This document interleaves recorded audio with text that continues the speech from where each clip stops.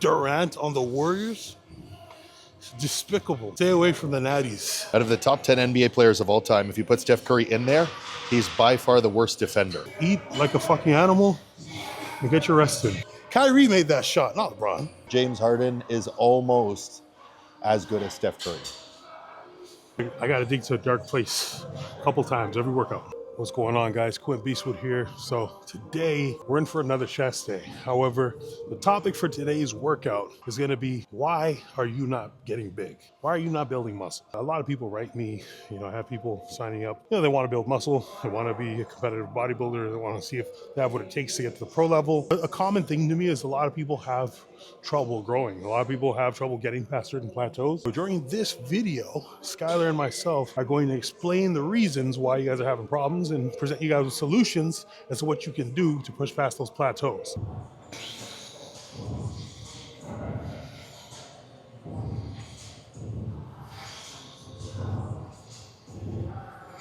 How long do you have to be there?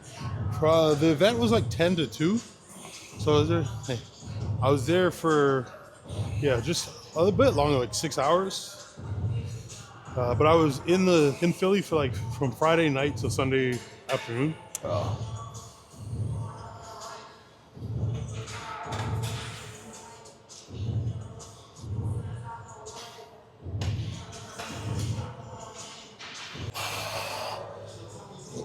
Come on.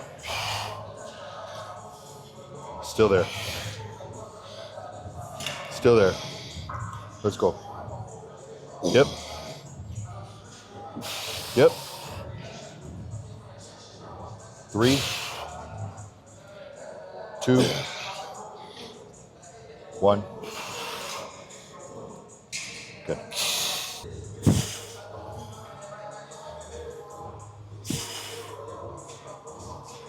Nice.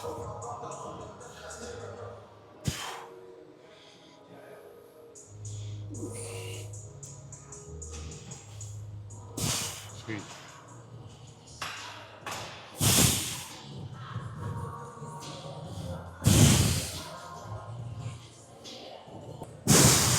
Let's go. Let's push it.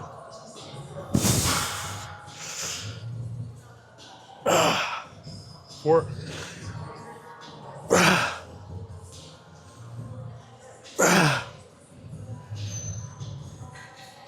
Last one. Come on. Hard squeeze.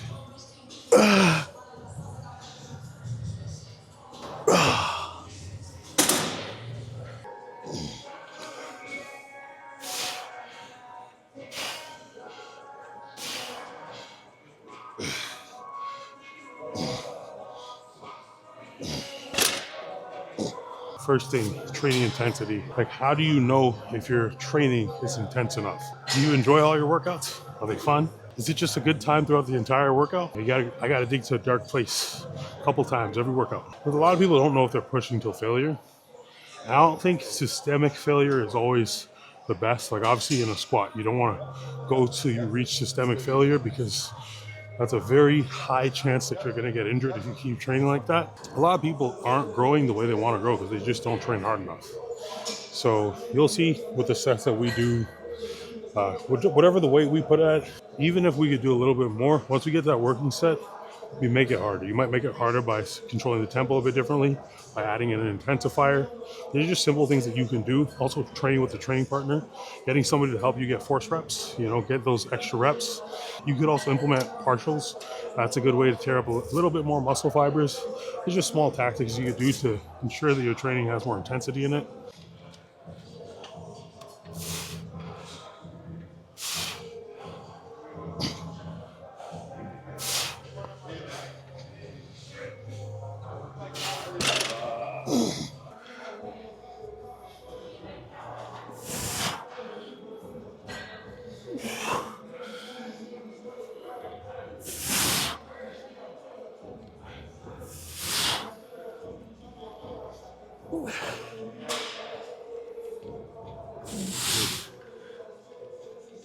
Nice.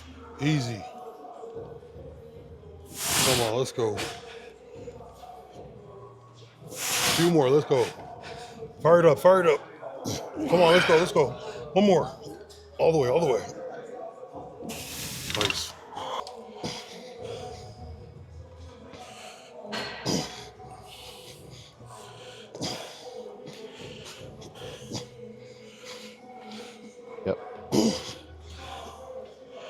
Good. Easy. Yep. Yep. Good. 3, 2, 1. Good. I got one more. Come on. Yep. Let's go. Come on. Turn it up a notch. Let's go. Yep. Yep. 2, 1. Oh.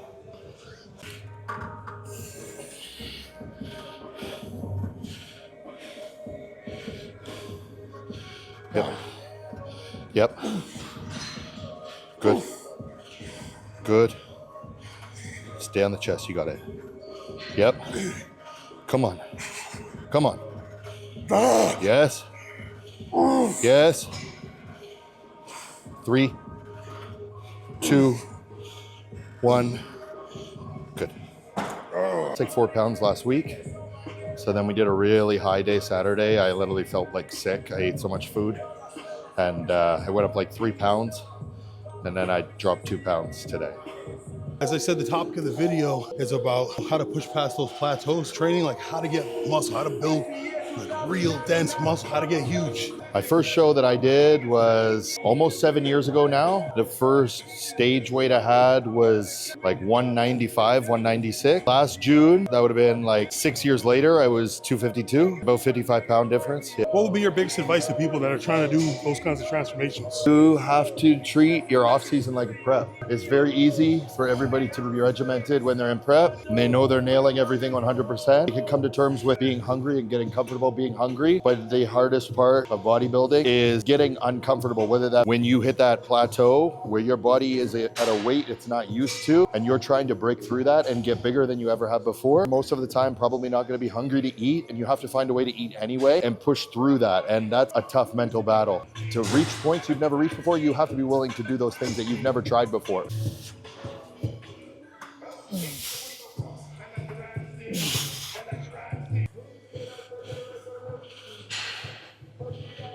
Come on.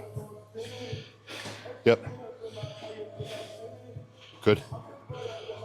Let's go. Let's go. Still there. Squeeze through. Drop elbow, squeeze through. Yes. Again. Yes. 2 more. 1.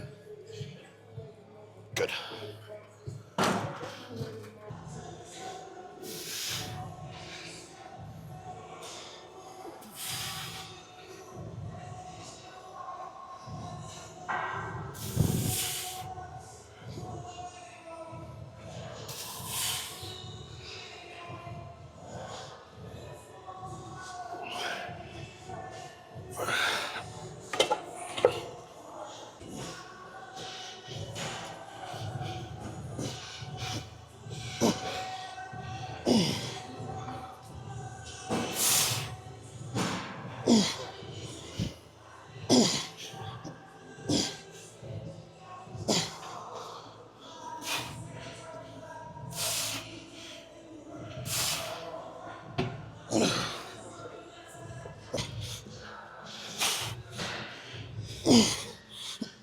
Good. Yep. Yep. Let's go. Yep. 3, 2, 1. All the way up. Good. Oh, fuck. Another thing where a lot of people go wrong when it comes to progress with training, parts of training with bodybuilding, with putting on tissue. There's some people that feel like you have to change what you're doing frequently. I believe it's because they want to feel something different. You know, and every time they switch it up, they feel like there's this weird term like shocking the muscles, shocking the body. And I think they believe that that's going to lead to that end result. I'm somebody that follows a very similar split for sometimes years on end. We build a lot of tissue doing the same thing. There's increasing, obviously, intensity. If you're connecting with the muscle properly, you're treating your recovery on point, like your muscles are actually working. You know, there's times where I don't get massage done, things aren't firing as well, my joints are hurting, but you want to stay on top of everything. If you're staying on top of everything, you stick to the same program and make progress for years. I believe in the KISS method with many things. Keep it simple, stupid. You don't always have to switch things up. You don't always have to try different foods. Like if something works, if your body digests it well, there's no problem continuing to eat that. I'll be a little more harsh with it. If you're a client who comes to your coach every 4 weeks and asks for a new training program, you might think that to them, they believe that you're so good at the training program that they need you to make it harder, need to challenge you. No, you're proving to your coach that you're not good at the workout program, because somebody who doesn't need the workout program change is going to find ways to perfect that workout program to the point it's giving them so much progress, and that they will continue to progress on it. If you're seeking a new workout program, you're just proving that you're not good at following that one. And you think that you're, not responding well because you're too good at it. No, it's because you're not good enough at it. Like Quentin and I have followed pretty much the exact same workout program for the past 4 months straight. We have no reason to change anything. The only time we will change something is if we are both identifying that there's a lagging body part on either of our perspective that needs extra work. But that's at an elite level that we're able to identify those things. And for most people who are doing bodybuilding as a hobby and because they enjoy it, it's tough to compare yourself to that aspect of it. You just need to really explore ways within those movements that you can feel things better and just get better at doing them properly. Let's go. Hi. You're adorable. See ya.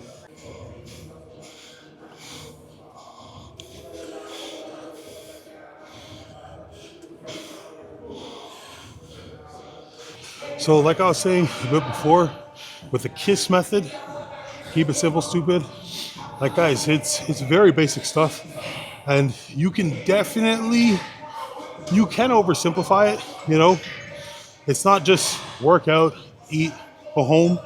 You gotta work out hard, you gotta eat adequately, you gotta eat enough to grow, whatever that is for your body, but you can also overcomplicate it. Now, a lot of science-based guys, a lot of guys that have, educational backgrounds pertaining to things with fitness and nutrition, and there's a lot of really good information out there, but there's a lot of kids that follow that stuff and kind of follow that religiously. You'll see them with like a weird bench set up against a fucking cable doing some sort of bicep curl because it's with the cable, because it's apparently the most optimal for them to contract the bicep more than any other movement. But you don't really see people getting huge doing that, So I would say just keep it simple, Enjoy your training, train hard, eat like a fucking animal, and get your rest in.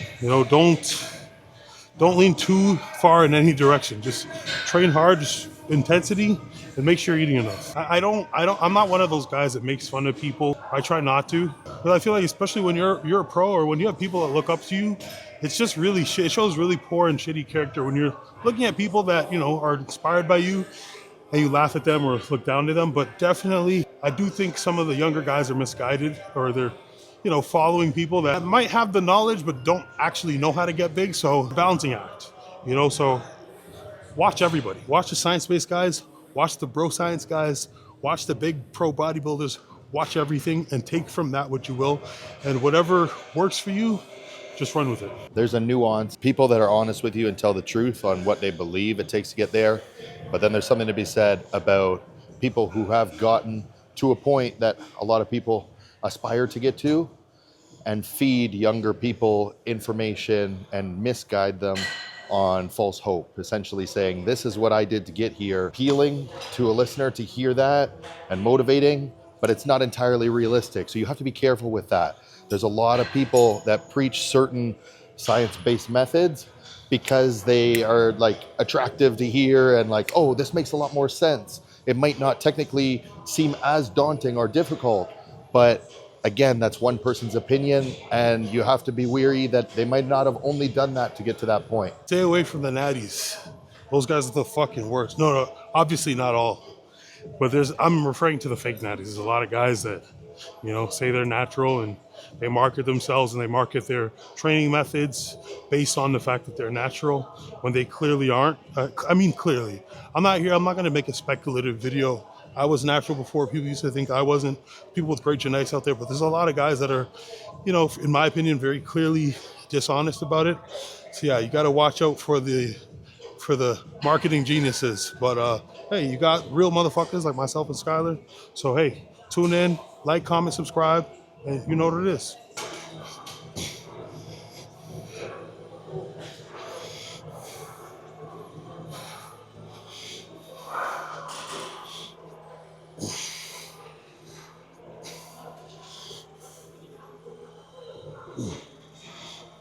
But one of the things that worked for me, I mean, my biggest jump in weight and muscle gain was when I hopped on gear. Surprise, surprise. But outside of that, after that first year, basically everything slowed down. You know, the next couple cycles wasn't like, boom, like 50 pounds, you know? So one of the things that's been very important was during the off seasons was to push the food, you know, and pushing food is relative because believe it or not, like I weigh quite a bit more than Skylar does, but there was a time where he would actually have to eat more than me to grow. And I had a lot of friends, like even coached by the same coach, that were eating more than me, but that's not, they technically were eating more calories, but for me, whatever I was eating was a lot, and that got me like 330 pounds. So it's all relative. Just because you see one guy eating 7,000 calories doesn't mean that's what you have to do. But you definitely, if you're trying to get fucking massive, you got to push the food, man. So high protein, high carb, moderate fat, fucking maybe high fat too. I like doing high fats and like, you know, relatively high carbs and high protein. That's basically what my diet was like. I'll actually show you guys an example of the diet I'm following right now. However, I am not pushing food at this moment. So prep hasn't officially started, but I've started coasting into it. This is a pre-prep phase, but you'll see the protein's still relatively high, faster at a good range. I just reduced the carbs a bit. So I'd say food is the most important. And I'd say the off season is harder than prep because with eating the food, with having with holding more weight, like cardio sucks, you know, it's more tension on your health. It's more tension on your heart. It's harder to sleep. I have to sleep with a CPAP where I feel like shit every day. A lot more digestive issues or potential for digestive issues. My blood work is also much better when I'm lean, and it's not as good at times when I'm heavier. So there's a lot of different, that's 5 factors. I could think of some more, but the off season is definitely harder than the prep. And if you really care about this goal, I mean, if you're just trying to build more muscle, like obviously you don't have to fucking go super extreme, but just keep those same principles in mind. But if you really want to get massive, you got to be uncomfortable. You got to push to the point of being uncomfortable. I think Skylar said something about you got to do something that you haven't done before to get a result that you haven't had before. So you got to fucking push it, you know. And look at different people's YouTube videos. Watch some day in the lives. Watch some, you know, full day of eating videos. See what other bodybuilders or people who you are a fan of, you know, you like their physique. See what they eat like. Now, don't watch The Rock or fucking, what's that fucking football player? The super jacked one. He just got traded, I think. DK Metcalf. Don't watch him. Said he's eating like fucking Skittles and shit a day. Don't say that shit. But for the most part, you know, you'll get an idea of like what people are eating. A lot of them are really pushing the food in the off season. So take a look at that. I've got a couple of those videos on my page. Go down, watch some of them, and report back.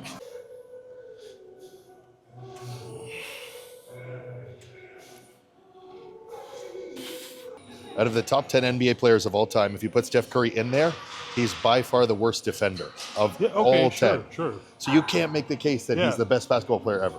But Steph Curry didn't fucking bitch out on his team to go make a super team. No, he just called Kevin Durant. Oh, said, no, Come Kevin help Durant us. came. Kevin Durant didn't. He called. He called. Kevin Durant, hey, can I join? Kevin Durant is a little punk, but I like him now. He's cool. He's cool in my books, but no. LeBron, first of all, he made a super team in Miami. LeBron just and they messaged lost twice. 2 for 4. LeBron just messaged and like, yo, should we do this? Whereas Steph Curry, Draymond took an L after they had the best season, and they're like, KD, we need you. Come help us. Save us. Save us. You know what? I was pissed that I can't remember if Adam Silver was in power yet, but I was pissed that they let that shit happen. Because they vetoed that trade of the Chris Paul to the Lakers that time. And I don't necessarily think that would have led to more rings. I don't think so. It could have. I think it would have. It could have. Because at that point they had Pau Gasol and Oh, Kobe they did? Okay. and Meta, and then fucking Chris Paul. It might have. But the thing is, like, even if they did, in hindsight now, obviously, They should have let it happen. It would have been cool to see. They should have. They should have. Like, fucking Durant on the Warriors. It's despicable. Like, that's actually the reason I don't watch it as much anymore. When the league started going that direction, I just got sick of it. But that doesn't make Steph Curry better than LeBron. Well, okay. LeBron's more accomplished, but Stephen Curry he's better. He's 100% better. He's a better shooter. Okay, so if you could choose to be a man and get 4 rings, be a man on your team, like a man, just 4 rings, or you could be a little bitch and go run around. Like, hey, could you help me? Hey, you guys look good. You want to form a Justice League? Want to take over the league? Me, you, the other best shooting guard in the league, second best power forward in the league. Let's just team up. You know, I don't know, man. I don't know. Like, that ain't great. LeBron's play speaks for itself. So does Steph. Bro, Steph changed the game. Look at all the 3-pointers. LeBron's never done that. LeBron has done way more than Steph Curry has for all of basketball. The thing that Steph Curry has done is put a greater emphasis on 3-point shooting, which transformed the league a little bit and made it more boring to watch. Bro, the fucking flops make it boring to watch. LeBron ushered in the flops. He hasn't been that bad. He's going to make fucking first team all defense this year. No, the flops. The flops. LeBron hasn't been flopping. He started it. And James Harden, he took the torch and he just ran with it. Again, I haven't been watching as much recently, but James Harden for a bit was like, he was unbearable. You could make the case that James Harden is almost as good as Steph Curry. With 0 rings? With exception to that. But in terms of 3-point shooting, Like, he's right behind him. Wait, great in terms of what? In terms of 3-point shooting. In No, he's terms not. of percentage Bro, for a career and the all-time list. The one series, I think Chris Paul was injured that game. And the Houston Rockets, it was like 3, I don't remember if it was 3-2 or 3-3. They were about to beat the Warriors. And this might have been before Durant. I can't remember. But they were about to beat the Warriors. And they were up by like 23. Or they were up by like a good amount. And they missed 23 straight 3-pointers. 23 straight fucking 3-pointers. And after that, man, I'm like, that wasn't his finest moment. Bro, But anytime it mattered wasn't his finest moment. if you're looking at his statistical career, James Harden is pretty damn close to Steph Curry. You know what? Actually, with his triple doubles, he's probably better than LeBron too. If he had the team LeBron had, bro, come on, man. Kyrie made that shot, not LeBron. No. Different eras, right? But I think for that era to say he was the best is totally fine. It was against Wilt, right? He was bodying plumbers. He was bodying plumbers. Yeah, but for that era though, Yeah. for that era, he was the greatest. And It was guys who had a full-time job and then played in the NBA. But yo, Wilt was a freak athlete. I saw pictures of him jumping, touching like the top of the backboard, and like videos of him running. Like, I don't think we've ever seen a 7-footer move the way that Wilt does. Until Wembanyama.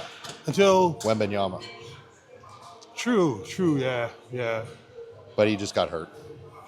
Yeah, His blood clot in his leg. Oh, fuck. Yeah, Wilt was fucking fascinating, man. He was funny. If you ever see interviews of Wilt Chamberlain, he talks a lot of shit. He would brag about the girls he got and how good he was. He'd say he's better than Jordan. Fun personality. But no. I think, okay, I do agree that technically, just with everything involved, like, LeBron is a better all-around player, but I'm just looking at, okay, like, if I needed a franchise player and I just wanted to win the championship, I would choose Curry. His success rate's higher. In the finals, and regardless, he didn't have to manufacture teams. The team's built around him. LeBron's had a lot of issues with I don't disagree that there are some people that would probably start their team with Steph Curry over LeBron. For a career, there's no way that Steph Curry's career is better. I don't know, man. For me, it's all about the finals percentage. And like, it's okay to lose. I think the only way people that would start their team with Steph Curry over LeBron is because LeBron directs a certain type of pace of play. And Yeah, it like- has a certain amount of players that need to be around him, whereas Steph Curry seems relatively easier to play with. He seems a lot easier to play with. Yeah. Like LeBron has a specific style, and like You need to see shooters with around Westbrook. him. Yeah. Yeah. Like, And he's going to be relatively ball dominant, not as much later in his career. yeah. He doesn't have the energy, but I would have been interested to see what we would have seen from Steph playing with other people. Like, it's cool to see him play with Jimmy Butler now, because Jimmy Butler was always ball dominant. Now he's not as ball dominant, and they're doing really well lately. But like, I would have loved to see Steph Curry play with like a James Harden or a Kyrie, and I think that could have put his perspective even more into how good he was versus like these other guys. I do think he'll go down as probably the best point guard of all time. Over Magic. Yeah, even though he's not a traditional point guard, just to what he was able to accomplish and how he changed the game. Bro, I've been watching him since Davidson. But he's a defensive liability. He is, but his team does so, like, the success rate is still super high. If Steph Curry was 6'8", he'd have like 10 rings. Oh, he probably would. That's a joking argument. You can't do that one. Yeah, but no, he's definitely one of the craziest. The rise of Steph when he started becoming like a star player was the craziest thing I've seen. Nobody ever anticipated this. Yeah. No. All right, guys. So there's the workout. Just a few closing points. So both Skylar and we both do coaching. I do training at the gym as well. I'm not sure. Do you do training at the gym? I prefer not to. Okay, so leave them alone for in-person training. So if you're interested in, picking our brains further, you can always contact us. I always leave our Instagrams below, and I'm also leaving Steph's Instagram down below in case you want to pick her brain, which she'll probably just send you to one of us.